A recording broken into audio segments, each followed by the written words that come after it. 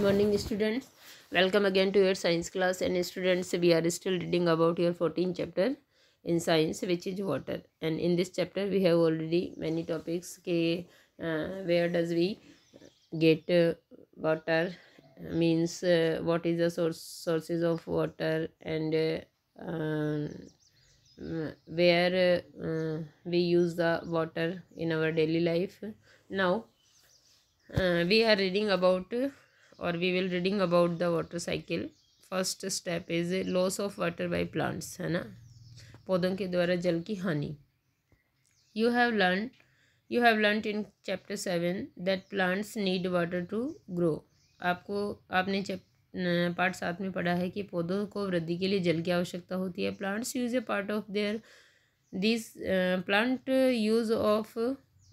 Plants use a part of this water to prepare their food. इसमें से कुछ भाग जल का पौधे भोजन बनाने के काम में लेते हैं. And retain some of it in their different parts. इसके अलावा कुछ वह अपने अलग अलग भागों में सेव करके रखते हैं. रिमेनिंग पार्ट, बचा हुआ जो जल है, of this water is released by the plants into air.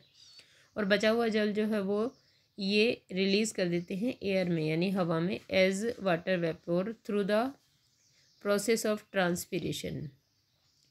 इसके अलावा मतलब कुछ भाग जो रिमेन कर लेते हैं अपने पार्ट्स में, कुछ जो है वो यूज़ कर लेते हैं फॉर मेकिंग फूड.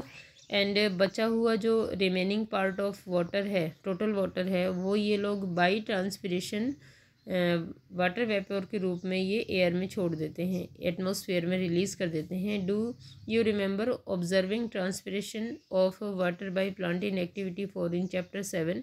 क्या आपने पार्ट 7 में एक्टिविटी 4 में जो ऑब्जर्वेशन किया था ट्रांसपीरेशन का, वो आपको याद है? Water vapour enters the air through the process of evaporation and transpiration. देखिए इस प्रकार जो है वाटर वेपोर यानी जल वाष्प जो है वो वाष्प के रूप में और वाष्पोत्सर्जन द्वारा वायु में सम्मिलित होती है. It is lost for ever. क्या ये हमेशा के लिए गायब हो जाता है जल? No, we get it back again as well as we will सी.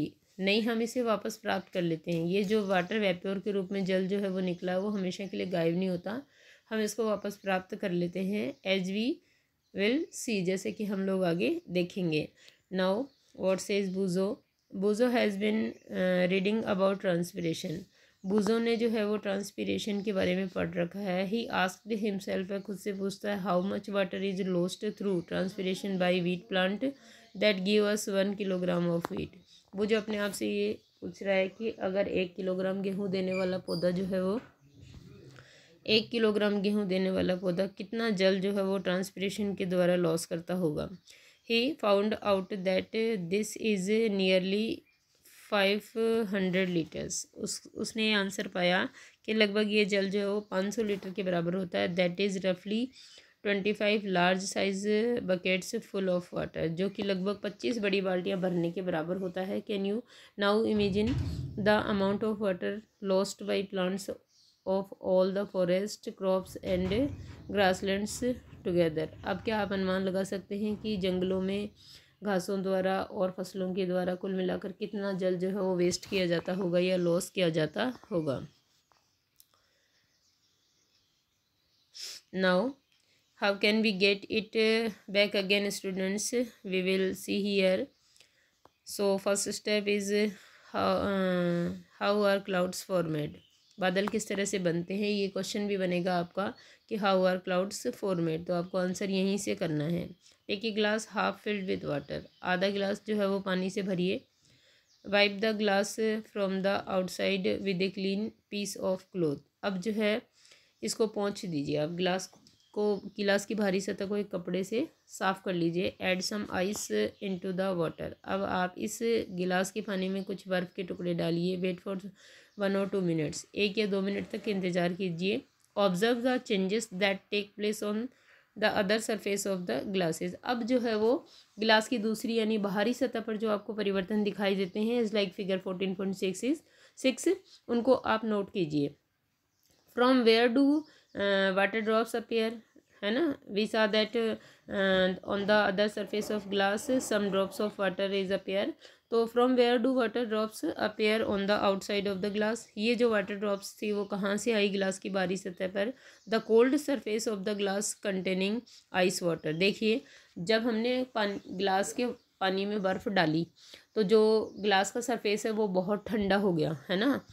और ठंडा हो जाने के बाद क्या हुआ, cools the air around it. उसके आसपास जो वाटर वेपोर वाली जो एयर थी वो जब इस ठंडी सतह के टच में आती है तो ये ठंडी सतह जो है वो जिसमें बर्फ़ डाल रखी है हमने गिलास में, उस गिलास की जो ठंडी सतह है वो उस हवा को क्या कर देती है, कूल कर देती है. And the water vapour of the air. और एयर के अंदर जो वाटर वेपोर था वो क्या हो गया, condenses on the surface of the glass. वो संघनित हो गई. जो हवा पास से गुजरी होगी उसमें जो वाटर वेपोर रहा होगा वो वाटर वेपोर जो है वो ठंडी सतह के संपर्क में आने से कंडेंस हो गया, संघनित हो गया और गिलास की सतह पर बूंदों के रूप में जम गया. We notice this process of condensation in activity 7 in chapter 5. हम लोग जो है वो पार्ट 5 के अंदर एक्टिविटी 7 में संघनन की प्रक्रिया को पढ़ चुके हैं. ये देखिए आइस से भरा हुआ ग्लास है और इस तरह से इसकी जो आउटर सरफेस है उस पर हम लोगों को डॉट डॉट करके और वाटर ड्रॉपलेट्स दिखाई देंगी. ठीक है.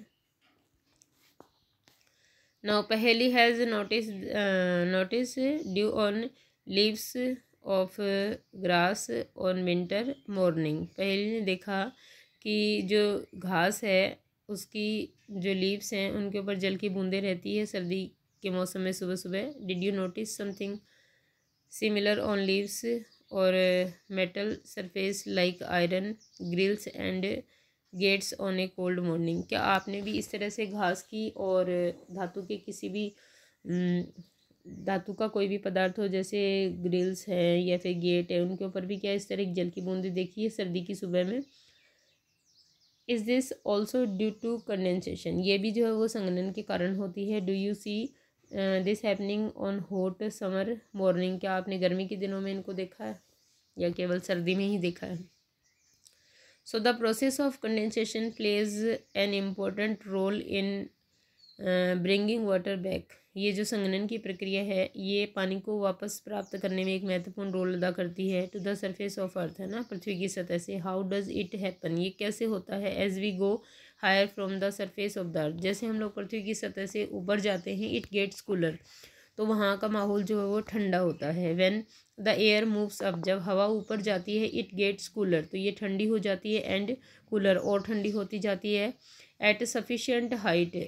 इस प्रकार पर्याप्त ऊंचाई पर जाकर, पृथ्वी से पर्याप्त ऊंचाई पर जब ये वायु पहुंच जाती है तो the air becomes so cool. ये हवा बहुत ठंडी हो जाती है. That the water vapour present in it condenses to from tiny drops of water called droplets. और इस प्रकार जब ये ऊपर जाती है ठंडे सरफेस में तो हवा के अंदर जो वाटर वेपोर होती है या जलवाष्प होती है वो संघनित होकर जल की छोटी छोटी बूंदें बनाती है. जल कणिकाएँ कहते हैं जिनको, ड्रॉपलेट्स कहते हैं.